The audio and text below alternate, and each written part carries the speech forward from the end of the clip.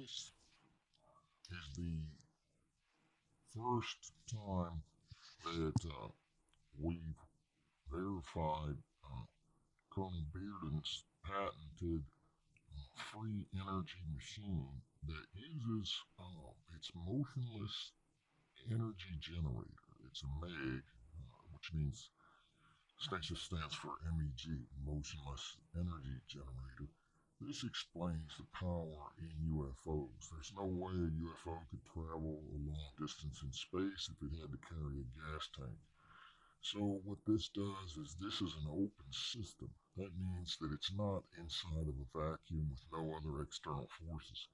In outer space, it's been determined that the sun and all of the stars in the world run off of electronics, not off of nuclear bombs. No, there is no nuclear hydrogen fusions in the sun. It's actually an electronic device. Now, what that means is that there's tons of electricity floating in the vacuum of outer space. And this is the kind of machine that can pull it right out of thin air and put it into wires. We get 7 to 1 times the power out that we put into this unit, and we're measuring the power out and in very carefully. The power out's actually using a caloric measurement of the watts that are output versus the watts that are input. And we can very easily measure the watts input with all of these electrical measuring devices you see around this machine. There's 2 oscilloscopes, 1 signal generator, and 2 ohm meters. They're actually multimeters. One's a FLUKE and one's from the Chinese company Unitech or Unity. Now, if you look at this device right now, I'm going through the 2 input coils and the 2 output coils. They are wound around a ring type of high frequency compound that's got, it's metallic compound. It's called ferrite. And it's basically a bunch of iron filings inside of a ceramic type of glue that's put into a mold and comes out with this ring.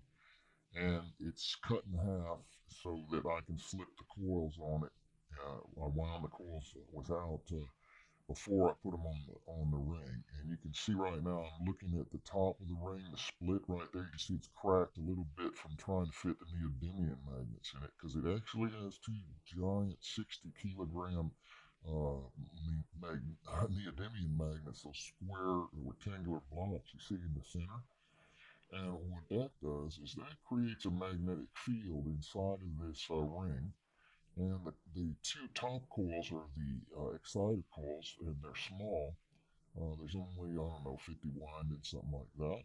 And they alternate through these 2. What you see right now, this board has 2 Texas Instruments UC3705Ns, and those are the things on the board flat, and those things sticking up on the heat sinks are very high power RJH60F7 IGBT MOSFETs, and they can handle 30 kilowatts each.